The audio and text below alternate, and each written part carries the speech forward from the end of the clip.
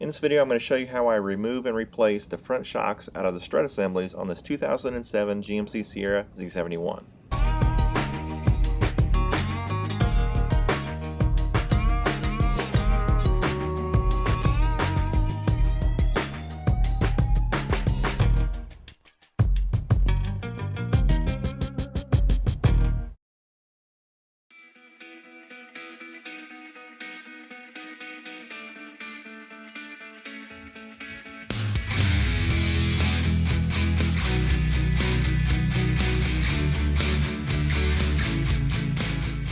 I'm going to be removing the strut to replace the shock. Just remove these two 15mm bolts from this lower part of the shock that connects it to the lower control arm.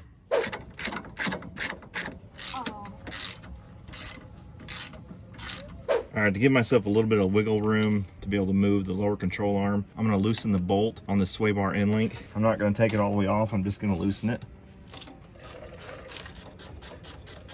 Next, I'm going to go after the bolts for the strut assembly. And above the tower, you can see there's three 18mm bolts. I can get to them from here, but this wheel well cover can kind of chew up your hands. If you want, you can also get to it from up top. Just get a wrench with a few long extensions, and you can loosen it from the top and save the wear and tear on your skin from the wheel well cover. On this nut in the back left corner, there's a little clip that goes on top of the nut that holds a wiring harness. Pry that off with a screwdriver.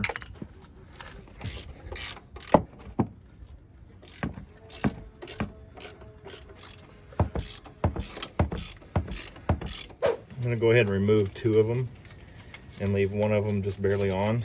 So this thing is ready to come out. So I'm going to use a little pry bar here and scoot that shock off the lower control arm. I left this nut right here on so that this thing didn't come flying out of here. I'll brace it with this hand. Go ahead and remove this top nut. And lower it just a little bit. Tilt it.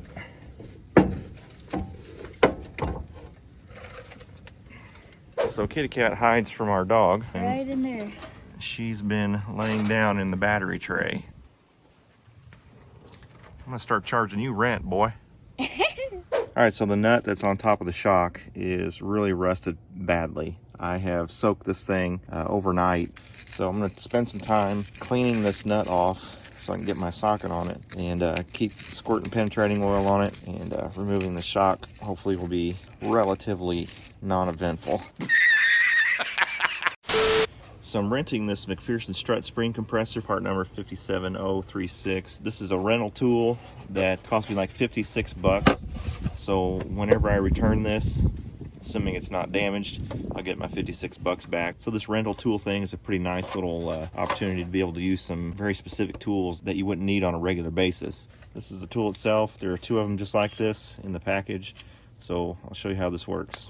I need to pay close attention to the orientation of things. This is the way the shock was in the truck. Driver's side, this post is in the middle, and this notch right here is towards the engine. This bolt post right here is right above the end of this coil spring. So I know if I got it in like this, then I know that this is in properly.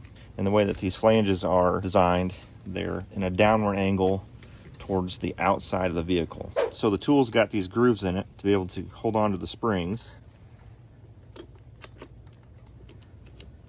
So just tightening that bolt attaches this tool to the spring. The instructions in the toolkit say you need to have that bolt lubricated well. So putting the tool on here is not terribly difficult. It's pretty straightforward. If your spring was skinny enough, you can actually push these posts in and basically lock the tool on the spring. This isn't the case for this particular spring. I just have them on the opposite ends of each other. This is a 19mm bolt head, so I'm going to use an impact wrench to tighten these down pretty quickly. And then this top bolt is an 18mm. All right, again, so I've got these bolts lubricated pretty well. So I'm going to go ahead and tighten these down just a little bit at a time, going back and forth from one post to the other.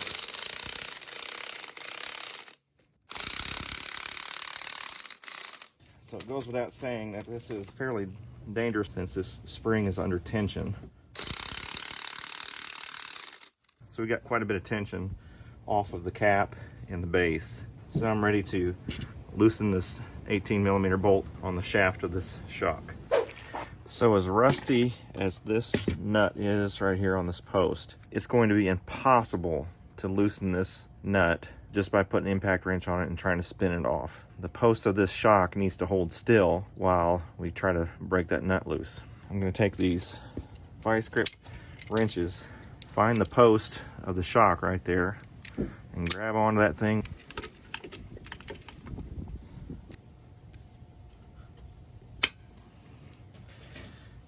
I'm going to put this impact on here. Again, I've been soaking this nut with WD-40 for a couple of days. I'm going to run this impact, tighten, loosen, tighten, loosen, tighten, loosen, tighten, loosen, and see if we can't break this free.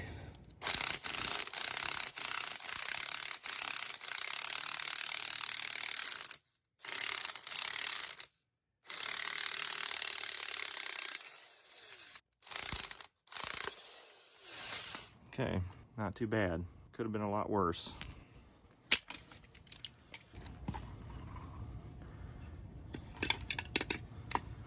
The shock just slides right out from underneath.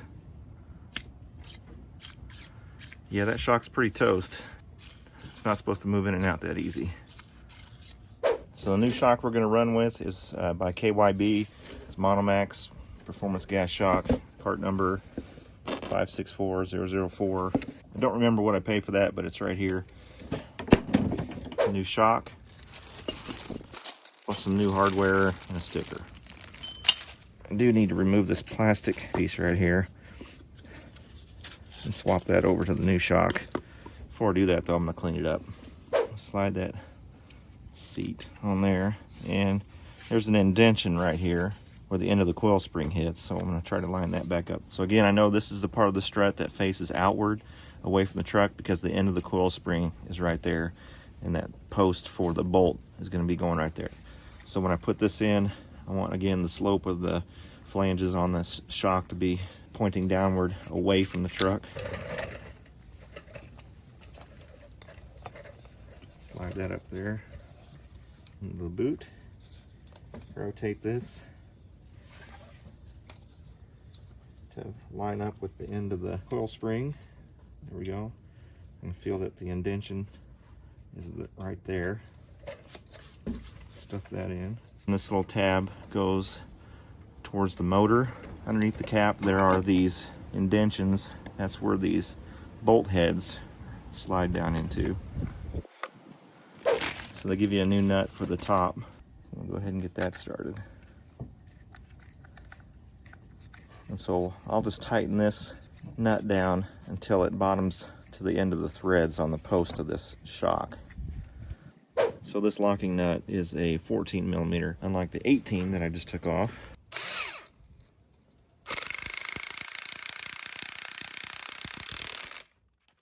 Okay, with that nut tightened down, we're ready to remove the compression tool.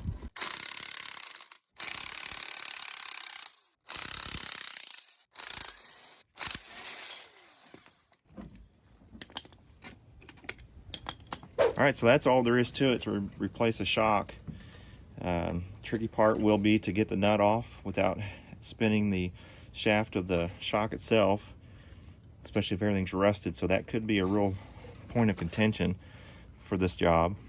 But I'm just going to put the new hardware on the bottom here. This puppy's ready to go back on the truck, so slide it down through like that. This little notch is going towards the engine, so I know I've got this oriented correctly.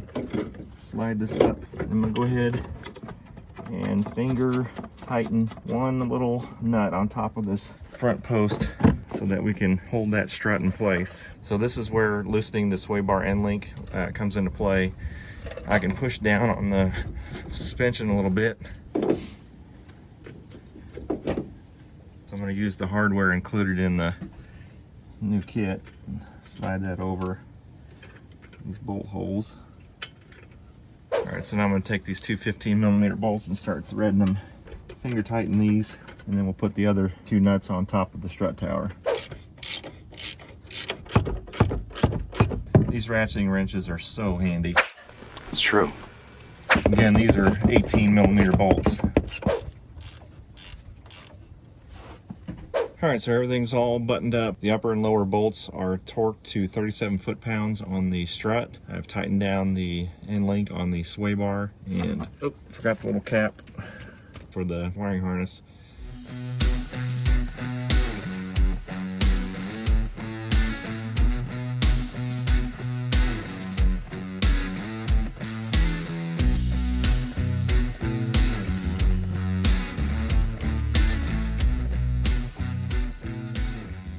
That is all there is to it for replacing front shocks on this 2007 GMC Sierra.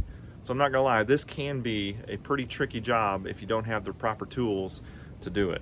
This MacPherson Strut spring compressor tool that I'm renting really helped make this job go a lot easier, and channel lock pliers as well as an impact wrench really made that job go a lot simpler. And you may be thinking, why not just buy a whole new strut assembly instead of having to deal with compressing the spring and removing shocks?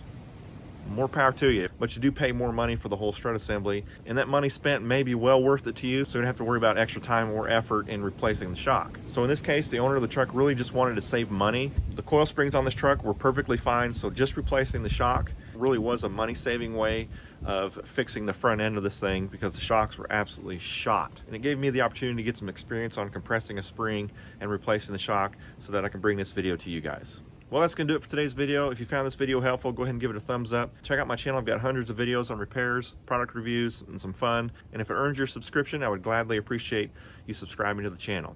If you're interested in the shirt that I'm wearing, check out the link in the description below or the thumbnails in the store. And while you're down there, leave a comment below. As always, thanks for watching. God bless. Be sure and hit that like switch on your way out. We'll see you next time.